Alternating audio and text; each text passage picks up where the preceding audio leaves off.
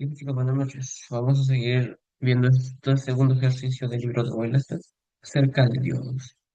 Recuerden que en el ejercicio anterior, en el ejercicio nos especificaba el sentido de las corrientes, ¿no? Con la cual era muy sencillo darse cuenta eh, si el diodo conducía o no. Y con ello salía rápidamente el problema. En este caso, ya tenemos un poquito más de complejidad. No es tanto, pero un poquito más.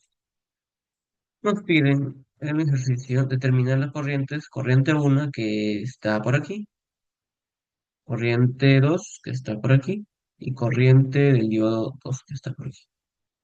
¿Ok? Nos dice para la red de la figura 2.37, que es exactamente esto. ¿Verdad?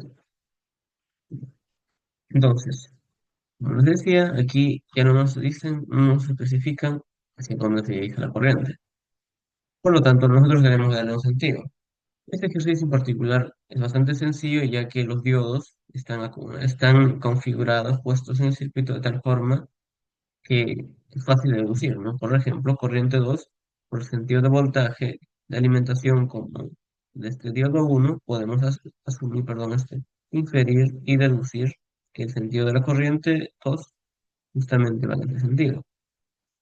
Ahora, corriente del diodo 2 considerando que el diodo 2 conduce, entonces, efectivamente vendría para abajo, ¿no? Sería corriente del diodo 2. Y por defecto, corriente uno vendría para aquí, ¿correcto? Entonces, con esto ya lo siguiente va a ser más sencillo, ¿no? Primero, a ver, lo más fácil que podemos determinar aquí es la corriente uno que pasa por la resistencia R. ¿Por qué? A ver, aquí tenemos el diodo 2 que por defecto sabemos que su voltaje de trabajo es 0.7 voltios, a menos que nos especifiquen de su hoja de datos que es diferente, ¿no? Entonces, si nosotros sabemos que entre ese terminal del ánodo y el cátodo tenemos 0.7 voltios, quiere decir que en ese terminal, que es de la resistencia, también es el mismo, ¿no? Ese es el mismo punto. Entonces, quiere decir que entre los terminales de la resistencia R1, el- la diferencia de potencial es 0.7 voltios. Por lo tanto, si ya tenemos la diferencia de potencial, podemos hallar la corriente uno, ¿verdad? Entonces, corriente uno sería de la siguiente forma. Recuerden que voltaje es corriente por resistencia, por lo tanto, corriente sería voltaje sobre resistencia, ¿no? Voltaje, en este caso del diodo 2 sobre la resistencia R1. Voltaje de trabajo del diodo sería 0.7 voltios sobre R1, que es 3300, ¿correcto? Entonces, de aquí tenemos que corriente uno nos sale exactamente, a ver, 0.212 miliamperes.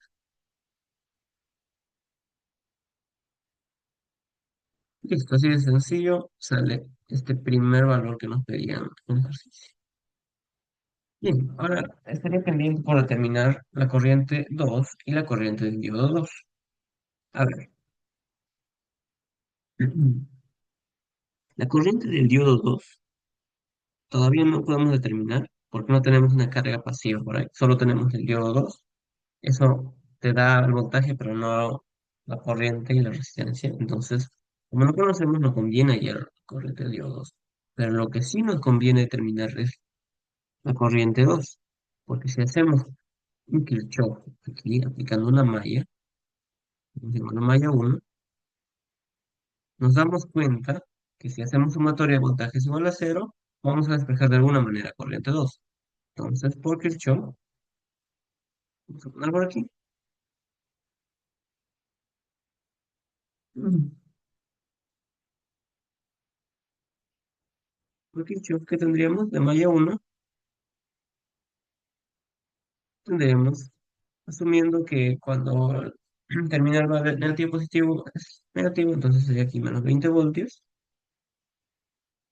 más, como va de más a menos, anodo a cátodo sería más 0.7 voltios, que el voltaje del diodo 1, 0.7 voltios, más la caída potencial de ese diodo 2, que ya dijimos que es 0.7 también, más el voltaje, la caída de voltaje, perdón, que pasa por la resistencia R2. No tenemos un voltaje como tal, pero sabemos nosotros que voltaje lo mismo que corriente por resistencia. Entonces, en vez de poner voltaje, ponemos este segundo valor, pues el equivalente. La corriente 2 es justamente lo que queremos hallar, lo dejamos como variable, multiplicado por la resistencia que ya lo conocemos, que es 5600 ohms, ¿correcto? Esto igual a cero. Entonces notamos que la única incógnita aquí es corriente 2. Tenemos una ecuación, una variable, entonces es posible hallar la corriente 2. Entonces corriente 2 sería 20 voltios menos 0,7 más 0,7, 1,4 voltios, todo sobre quién, esta corriente, esta resistencia, perdón, 5600. Por lo tanto, de aquí, la corriente 2 ya podemos determinar, ¿no? ¿Qué nos va a salir exactamente? 3,32 miliamperes. Listo. Rápidamente hemos determinado el valor del segundo parámetro que nos pedía. Por último, lo que nos faltaría es corriente de diodo 2. Como les dije, la corriente de diodo 2 pasa únicamente por el diodo 2 y aquí no tenemos una carga resistiva para nosotros poder relacionar con la corriente. Tenemos un voltaje que sería una caída de 0,7 voltios, pero eso no nos ayuda a apoyar la corriente. Pero si nos recordamos también aquí por Kirchhoff, sumatoria de corrientes que entran es igual a la sumatoria de corrientes que salen, vamos a terminar lo mismo, ¿no?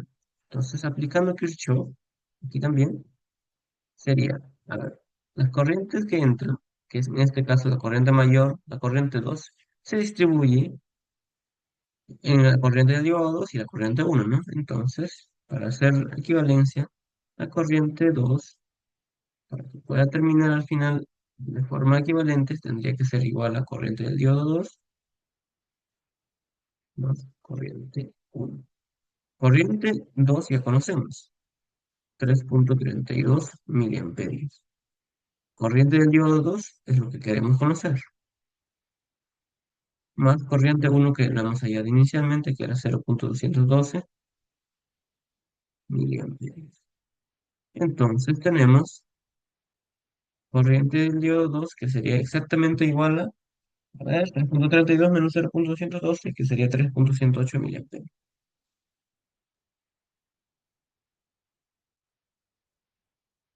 Listo. Así de sencillo, se acabó el ejercicio porque ya hemos determinado los tres parámetros que pedían. Corriente uno, corriente 2 y corriente del diodo 2. Listo, chicos, esto ha sido un ejercicio bastante sencillo para dar repaso al tema de diodos. Hasta un próximo video.